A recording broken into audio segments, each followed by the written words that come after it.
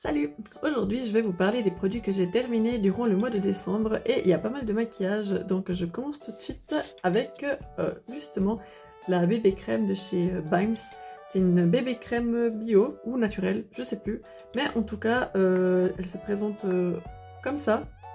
Mais en tout cas je l'ai beaucoup aimée, je n'ai parlé plusieurs fois dans plusieurs vidéos, je vous l'ai montré en action sur ma peau. J'ai même publié une vidéo rien qu'à ce sujet. Donc en plus elle tenait bien avec le masque, je trouvais. Donc oui, je pense que je pourrais la racheter. Pas tout de suite parce que j'ai d'autres produits à terminer, mais c'est probablement un produit que je pourrais racheter parce que je l'ai bien aimé. Mais je préférais l'utiliser avec une éponge pour le teint humidifiée parce que je crois que c'était le meilleur rendu en fait. Donc c'est comme ça que j'aimais bien l'appliquer. Et moi j'avais la teinte Alabaster et qui était très claire. Donc elle me convenait bien pour l'hiver. Donc oui, je pourrais la racheter. Ensuite, toujours dans le maquillage, j'ai terminé cette poudre libre transparente de chez Lavera.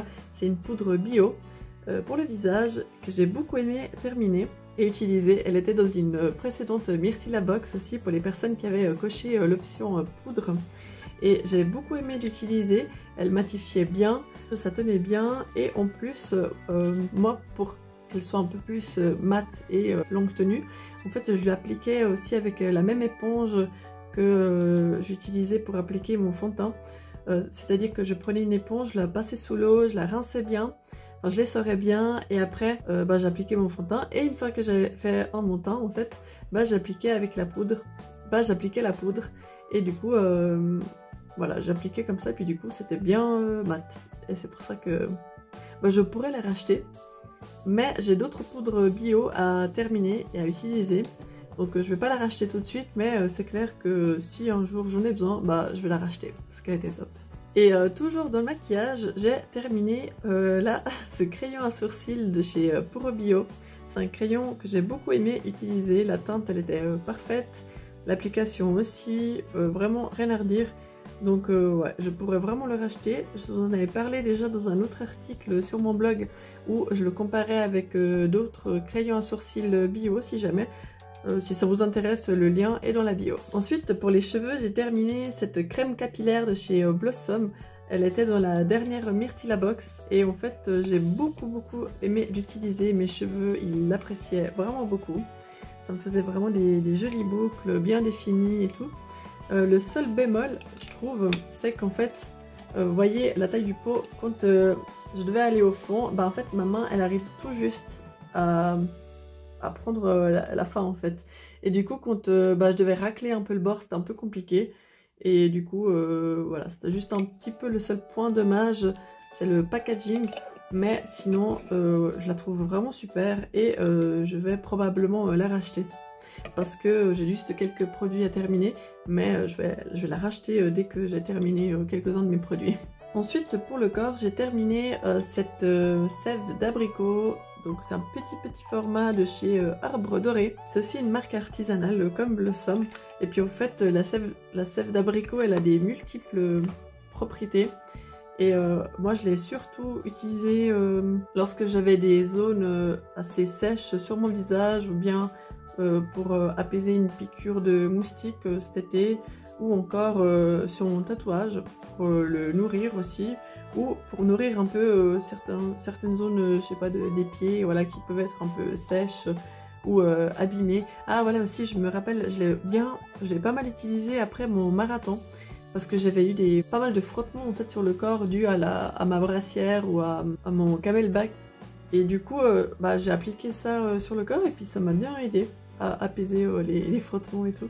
Donc ouais, c'était pas mal. Donc oui, je pourrais la racheter parce que c'est vraiment un produit multi-usage qu'on peut aussi utiliser sur les enfants en cas de petits bobos comme ça. Donc voilà. Et j'ai terminé aussi ce masque pour les yeux de chez Sephora. En fait, j'ai fait du tri chez moi et j'ai retrouvé ce masque pour le contour des yeux.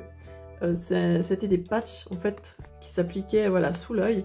Et je me suis dit que j'allais l'utiliser parce que ça faisait déjà un petit moment que je l'avais. Donc c'était un masque qui était censé... Voilà, c'était vraiment pour avoir une hydratation intense du contour des yeux. Mais honnêtement, j'ai pas trouvé une grande différence avec ce produit. Même après en ayant appliqué du maquillage dessus, j'ai pas vraiment remarqué de différence. Donc voilà, en plus c'est pas un produit naturel alors je vais pas le racheter, mais même de base ça m'a pas convaincu, donc bah, je vous le conseille pas spécialement. Sinon j'ai terminé un échantillon que j'avais reçu, je sais plus par qui ou donc quoi. C'est une huile extraordinaire pour le corps, les cheveux et le visage, l'or bio de chez Melvita. C'est donc un tout petit format et c'est un produit bio. Ils sentaient, oula, super bons. Je sais plus qu'est-ce que ça me rappelle, mais en tout cas ils sont super bons. Et puis voilà, moi je l'avais utilisé surtout sur le corps parce que c'était, bah, elle pénètre facilement et rapidement dans la peau, donc c'était pas mal. Je ne l'ai pas utilisé sur les cheveux parce que j'ai d'autres produits pour les cheveux que je préfère utiliser. Peut-être sur le visage une fois, mais voilà, c'est un agréable échantillon, une agréable découverte.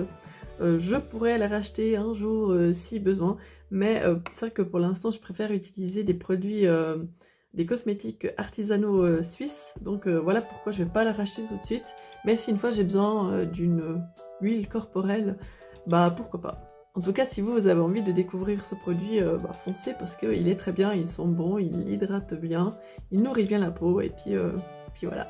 Et j'ai aussi terminé ce baume à lèvres à la grenade. Ce baume à lèvres à la grenade de chez Rêve de Bulle, ça faisait longtemps que je l'avais dans ma salle de bain et puis là bah, il est bien terminé. Je pense pas que je vais le racheter parce que c'est pas le style de baume à lèvres que je préfère, même si je l'ai beaucoup aimé parce que bah, il sentait bon, il était bien nourrissant, mais je préfère ceux qui sont un peu plus comment dire, nourrissants en fait. Bah ça c'était mon baume à lèvres du soir, mais c'est le genre de baume à lèvres qui pénètre rapidement aussi et puis qu'il faut en réappliquer régulièrement. Écoutez, il était quand même pas mal, hein. Je vais pas plus jamais le racheter, hein. Mais je préfère d'autres baumes à lèvres, mais en tout cas celui-là il était très bien aussi. Mais voilà. Et bah écoutez, je vous ai déjà présenté tous les produits, c'était une vidéo rapide, donc bah, j'espère que ça vous aura intéressé, que vous aurez fait des nouvelles découvertes. Et puis bah on se retrouve tout bientôt pour une autre vidéo. Merci d'avoir regardé et à tout bientôt. Salut!